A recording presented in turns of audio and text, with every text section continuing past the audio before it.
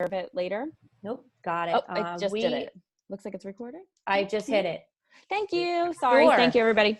No problem. No problem. So we're recording. So we're going to have this recorded, and then if anybody that missed it wants to watch it or hear what we had to say, they can tune in. Or if you really liked it that much and want to hear it again.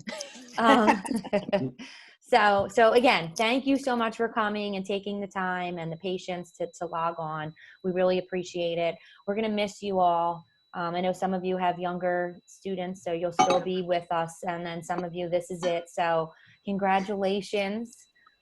This isn't how we thought it was going to end, but it's definitely one for the books that you will never forget. Your son will never forget, and we will never forget.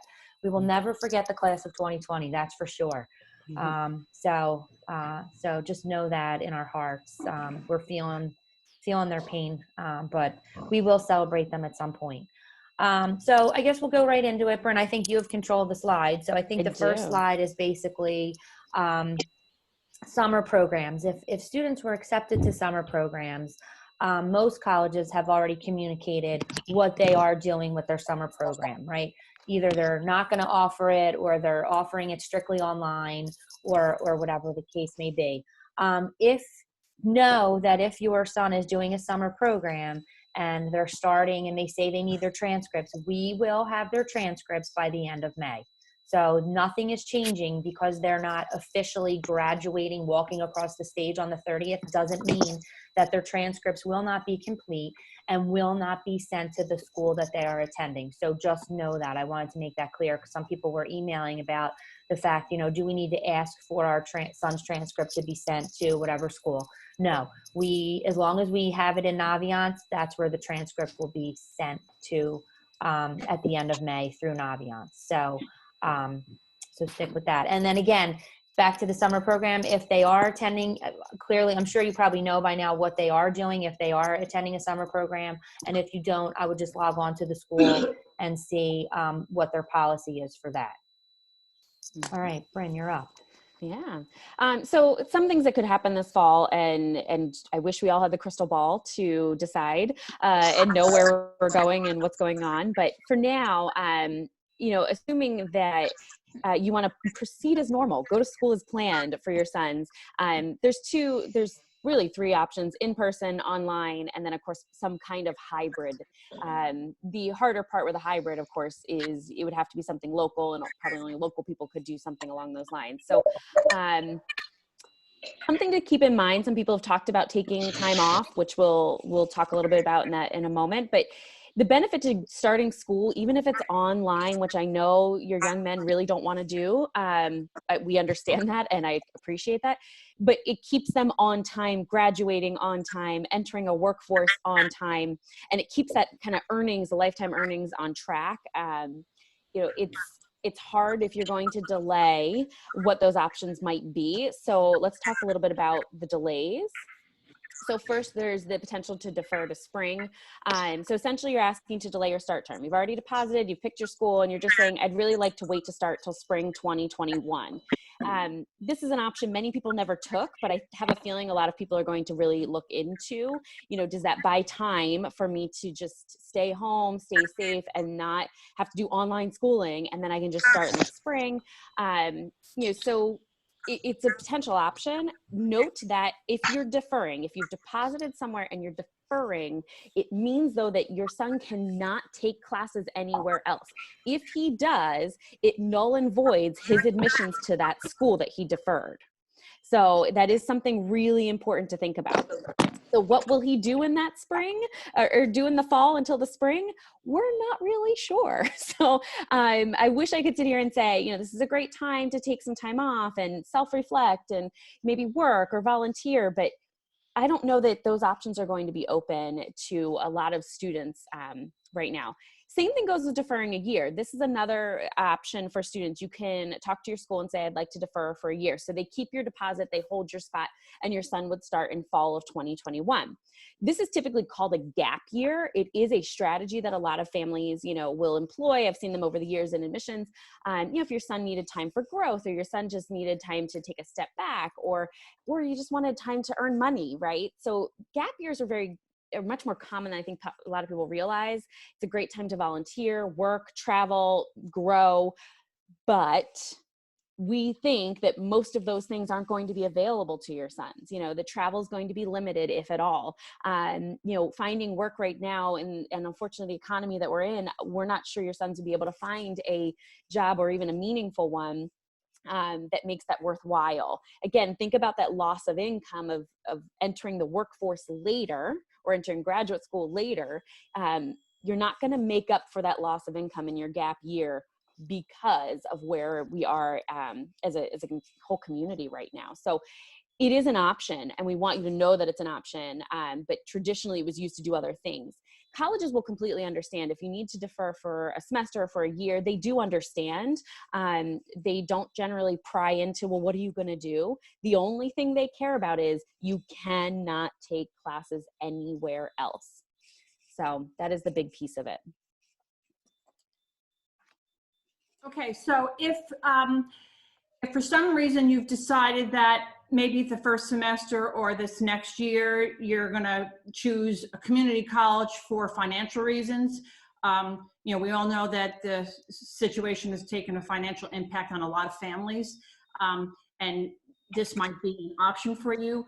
But if you choose this route, to kind of piggyback on what Bryn said, it requires you to cancel your matriculation at the college you were going to go to.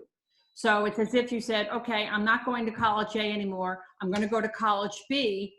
And then what you have to do is you'll have to reapply to that college with no guarantees that you get in, although chances are you probably still would, but you would not get the same financial aid package that you had originally gotten from the get-go. So you have to weigh back and forth, the money that you would save by going to the community college versus the money you would lose if you had gotten a lot of scholarship and grant money the first time around. Because now you're going to be considered a transfer student. You're not going to be considered a first-year student because you've taken college courses. Let's see what's next. And really, ultimately, this is a big family decision that you sit down with your son, and there's no right or wrong answer. You have to realize and do what's best for you. And if sometimes it's a cash flow problem, and right now, starting August, when that first tuition bill is due, if that's not going to work for you, then you choose what's best for you. So ultimately, that's the end goal, is to do what's going to make it, perfect for your family and the situation that we're in right now, because you won't be alone. Everybody, a lot of people in this situation. I have a question. Well, Hello? we're going to hold our questions till the very end, if you don't mind. Thank you. Yep. Perfect. Yeah, and I've lost my transition thoughts. So I think that, kind of there's all these options. You can start on time, and you can go all the way down to deciding I'm not going to go to college to transferring. But no matter what comes next, I think we wanted to cover a couple of things that we want you guys to think about when your son is heading off to college. And some of this is very practical, and some of this you might think is almost a little bit silly, but we've found through just experience that these are things you may want to cover. And for those of you who have older children, you probably could add to this list down the line as well. So first thing we would love for you to do with your sons is talk to them about those everyday things. A lot of these things we do every day as adults, or you may do for him simply because he's at home, right? And it's just kind of it's automatic. So we don't always think about it. I think one of the biggest points that we want to cover is that some stress, some anxiety, some self-doubt is very normal, especially in that college process, really being out on their own for the first time. But this might be one of the first times they're feeling it and maybe don't know where to turn. Maybe they are afraid to say something, right? And so giving them the chance to at least say ahead of time, we're here to listen to you. We're here to help you. Do you know where you can go on campus in case you're feeling this way? But also understand that it is normal to feel stress, anxiety, and self-doubt, but there is a limit to where that's normal and where that might be comfortable and what they can do to help themselves, right? Since you won't be there every day to kind of help them talk through all of it. Thank goodness for cell phones now that we can do a lot of that, but it's giving him the tools to be able to say, this is okay, I am normal, and I also know when I need to go ask for help. Time management. So we'd like to think our guys have great time management leaving Ghost. And I think some of our guys do and some of our guys don't. And we are all somewhere in between. But this is really new. And so the big piece that we talk about usually in class with the guys is that they're going to get these syllabi at the beginning of school. And most people take those and they set them aside. In college, you have to read them because the assignment's going to be on there from day one, and the expectation is he had to do that reading 5 weeks later, but the professor's not going to remind him to do it. He's not going to put it in Schoology on a calendar, and he's not going to set it up on their Google Calendar for them, right? So understanding where to and how to time manage themselves, especially from day one with that syllabi, can be really, really helpful.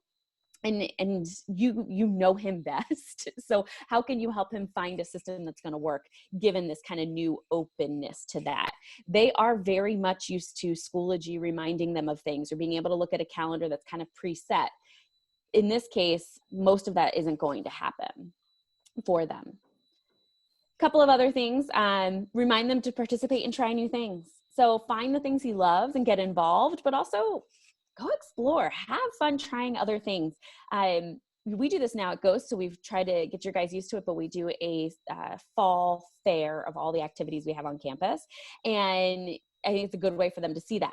Colleges do this too, except theirs is 200 plus, right? And so encourage him to find new things, try new things. He doesn't have to commit to it for all 4 years, but remind him that this is a chance to do a lot of things that he may not have gotten to do otherwise, or may not get to do down the road because it's much more accessible through college. Number 4, I love college is harder than high school. I think a lot of them are kind of understanding that.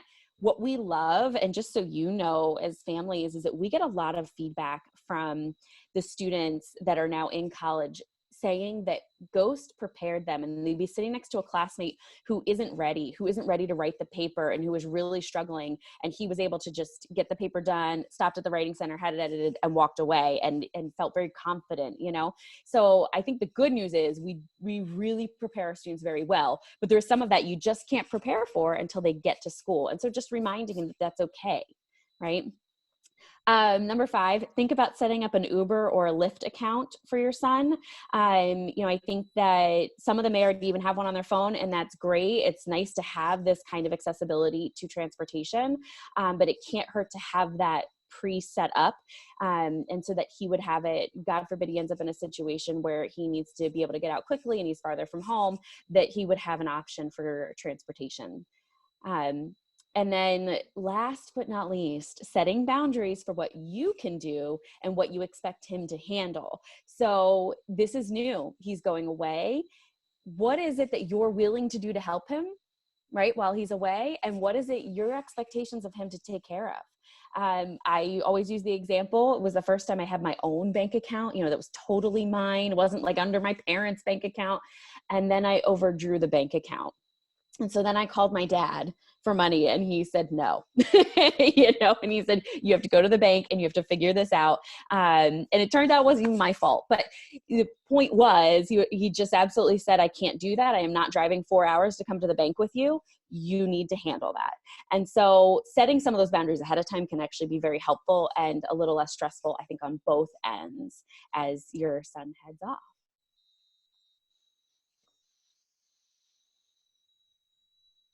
Do we lose Karen? Karen, you're muted. Okay, there we go. There we go.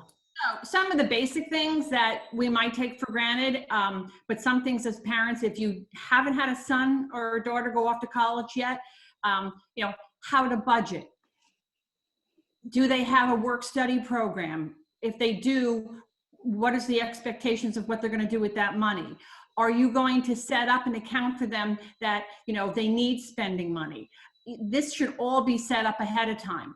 But one good thing that you should know is that number 2 is about using a credit card, but nowadays at college, a student's ID can get them pretty much anywhere. The ID will get them into their dorm. Their ID will get them to be able to go and use their food plan, their meal plan.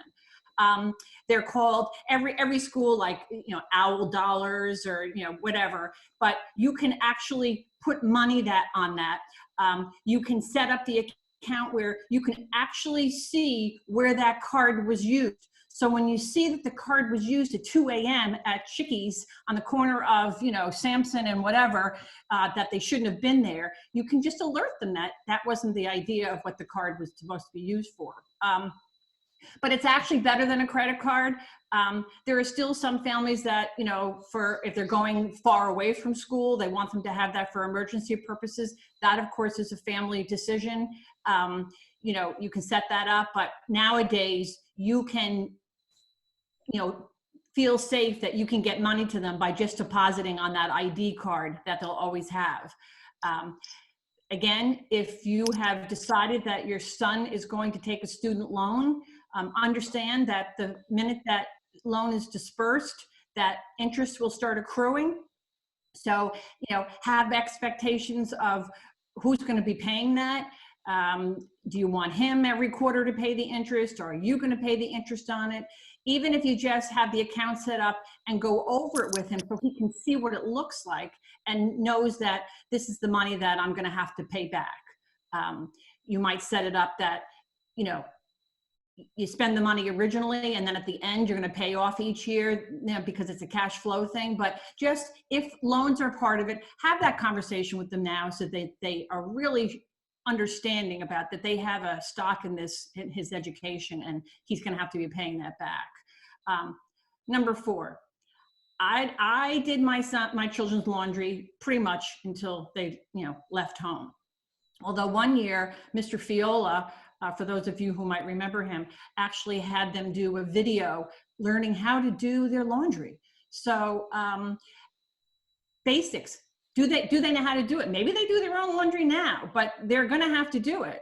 My younger son, there were a couple of girls on his floor that started a little business and volunteered to do anybody's laundry that wanted it done, and they charged it. So everybody in his suite decided that on every Friday, they would have Mary come and pick up their laundry. So, but I think it's wise just to go over it with them before they leave, that there might not be a Mary on the floor, and they should learn how to do the laundry on their own. And then, living with others. Yes, they live at home. Many of them maybe shared a bedroom with a brother for their entire years, or maybe they've had their own bedroom. It is different living with somebody else, a stranger, and that can cause some anxiety and what to do.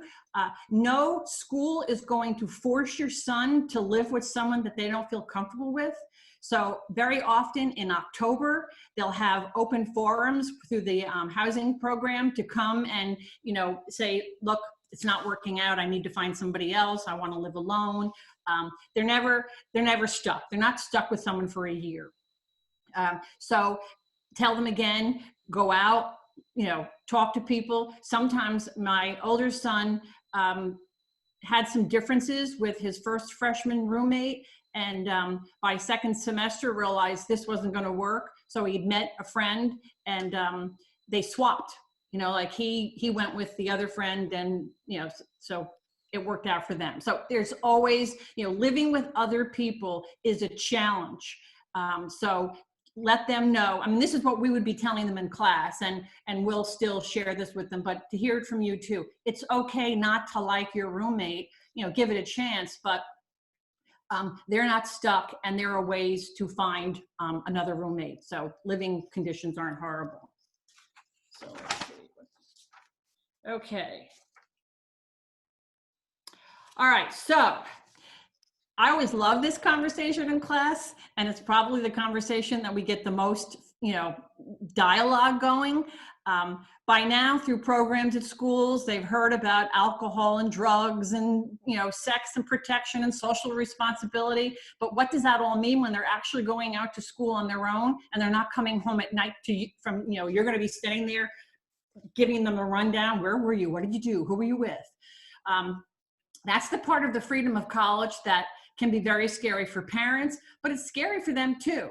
So as far as the alcohol and drugs, many schools now actually have an online I'm not going to say it's a test. It's a program that they have to take before they start school. Sometimes it's done at their orientation. Sometimes it's done at home. But it's an alcohol and drug program that they go through, and they have to be able to go through the whole program and submit it so that it's a virtual program that they go through. I also say to the guys, is there anybody that's going to be starting college when they're 21? Okay, because most of them are all going to be 17 and 18, and there's no place in the country where the drinking age is 18. So it's important for them to understand the rules and regulations of the college that they're going to. They can get kicked out of school for not following the rules. That information is all right there on the school's websites. And again, they usually go through all of this at orientation. You can get a slap on the hand for your first incident. You can get, a fine, and you can get kicked off campus.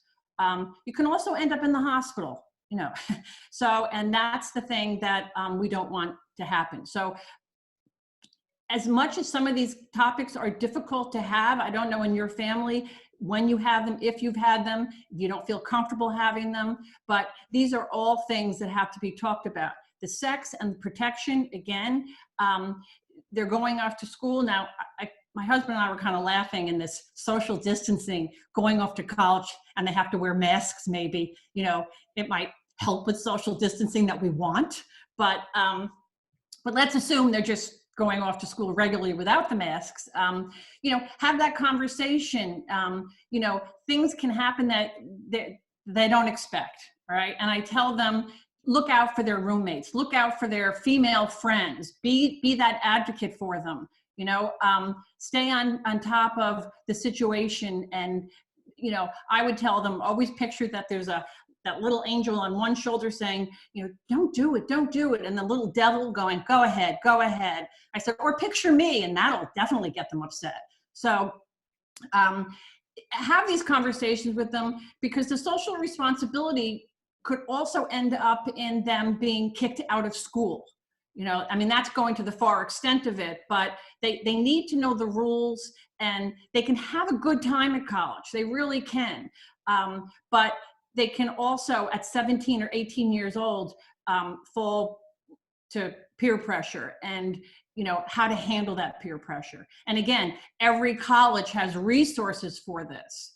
And for them to reach out. And you as parents can also find out what those resources are by just going on the website. So we want them to be safe, we want them to be happy, but we also want them to be responsible.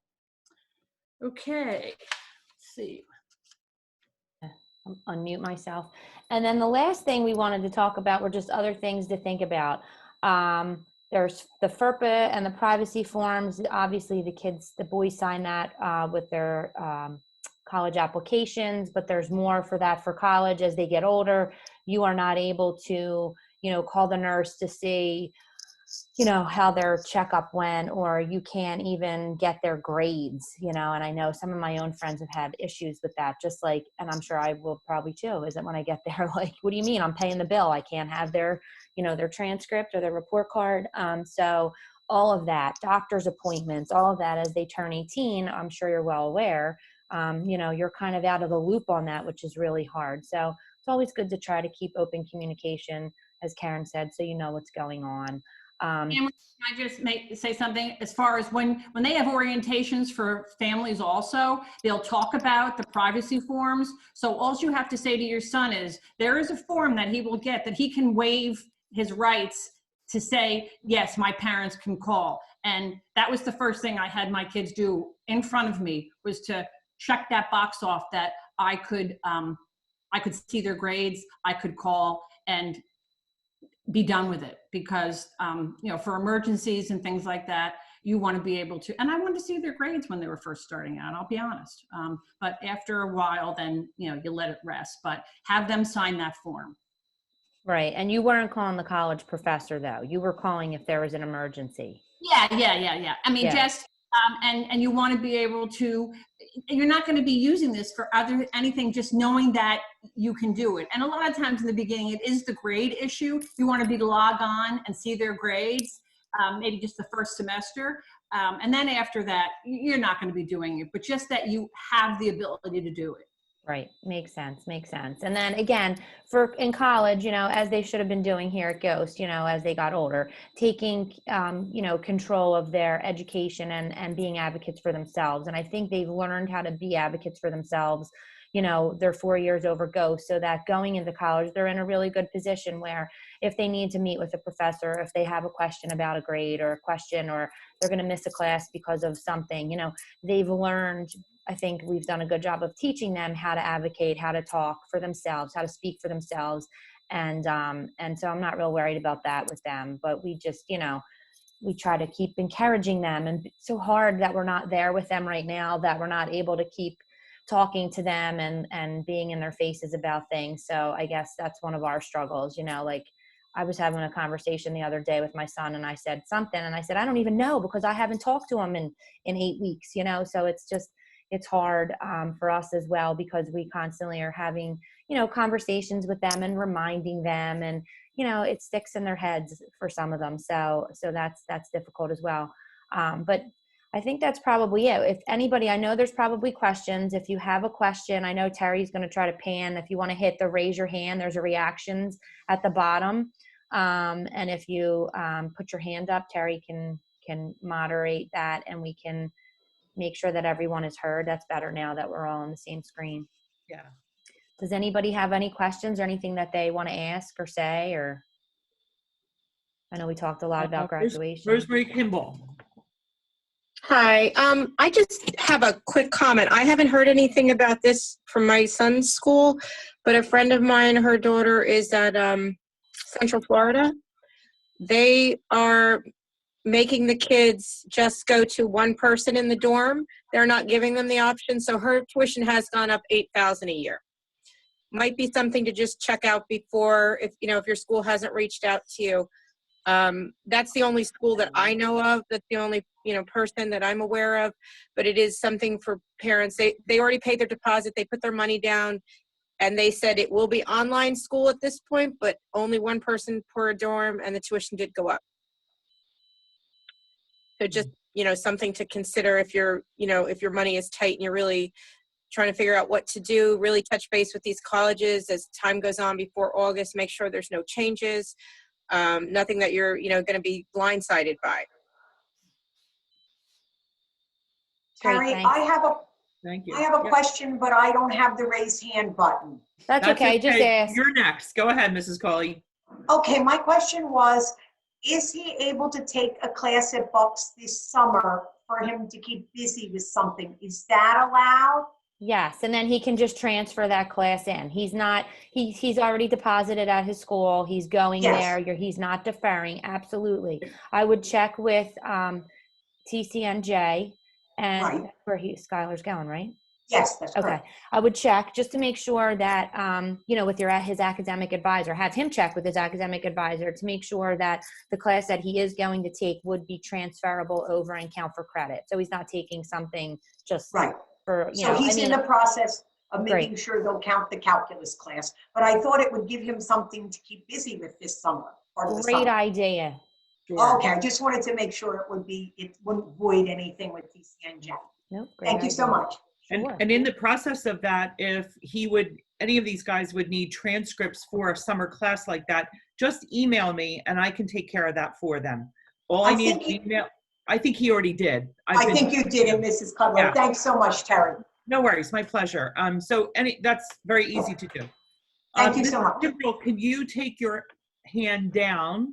And I think Colleen Gianetti has a question. I just wanted to say Scranton actually is offering a free class over the summer. So if anybody is going to Scranton, they're actually offering a free class.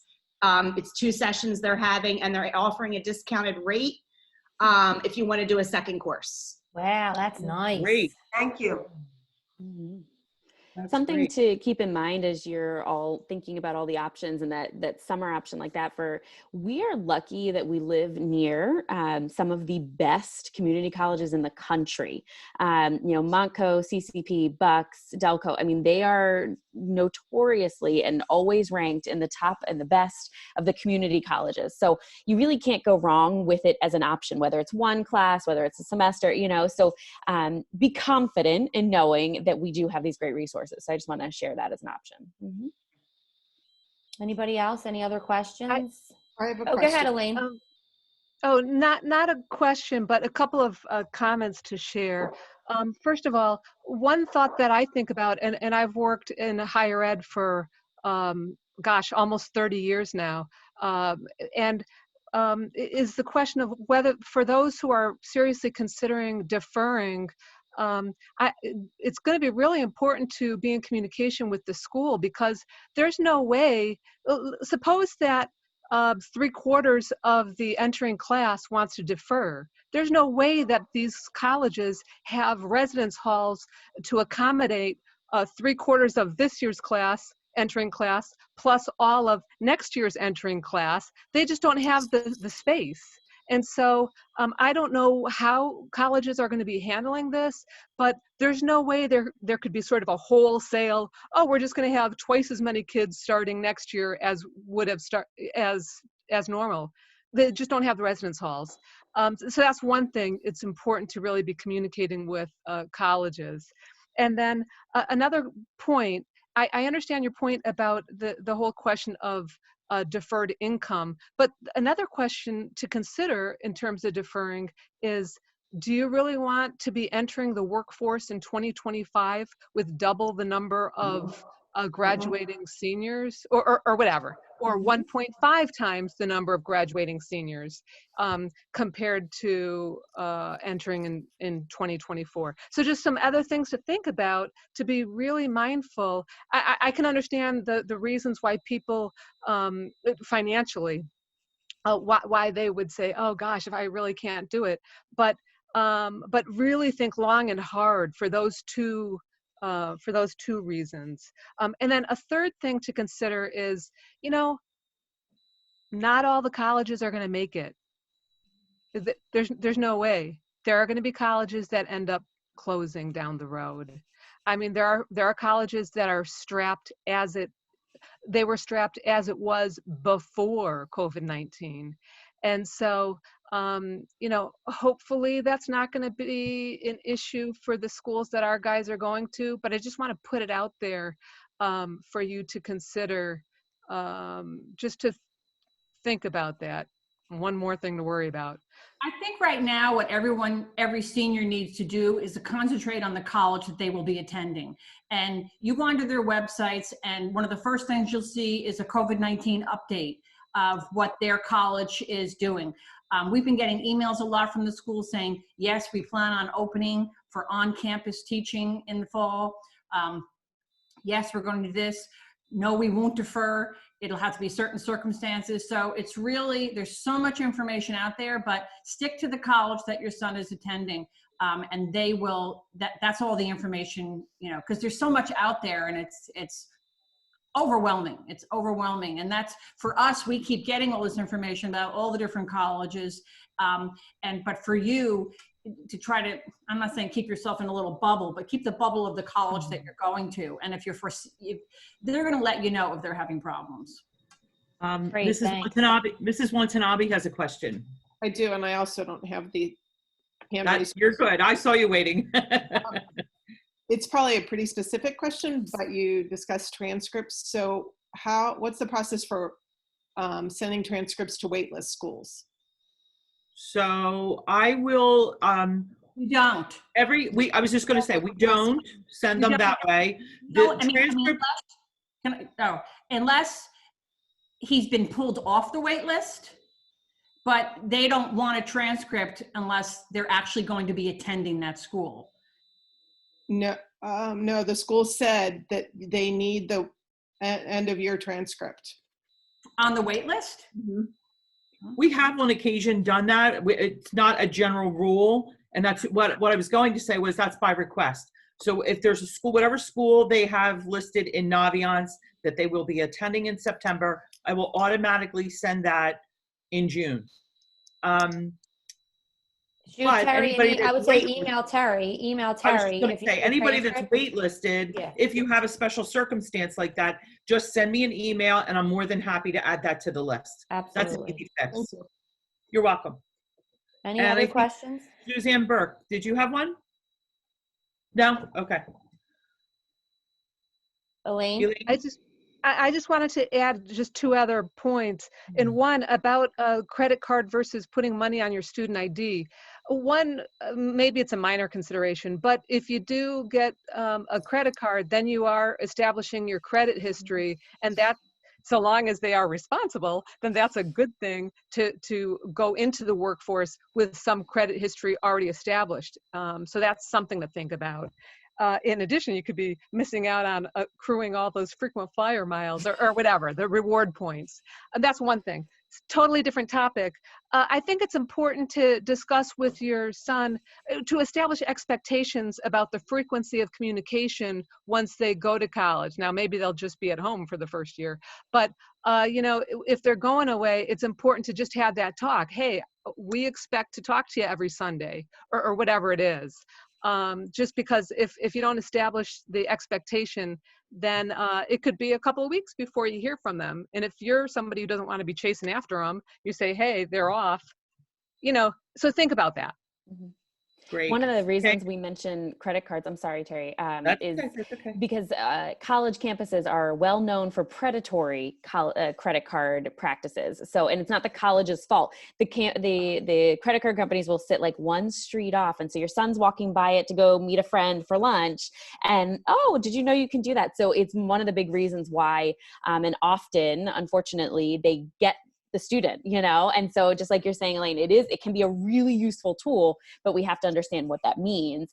And so that is why we talk about it so much and say, you know, just something to think about, whether you're giving him one or not, someone is going to walk up with an application and say, you know, you can get one of these. And so, yeah, such a great point.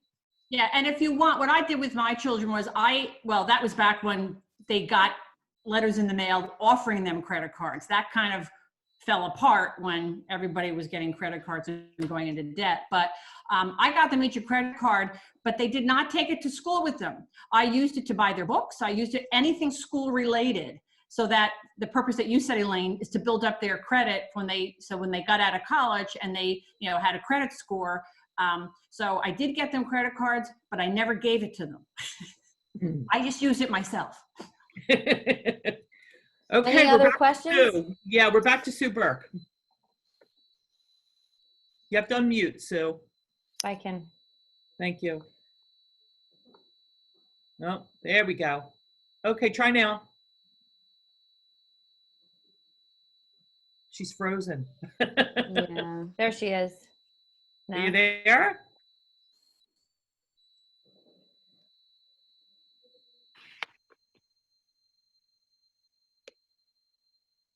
I'll be right with you, Mrs. There Colley. you go. She's good. There you go, ahead, Sue. Sue. Try now. No sound. No sound.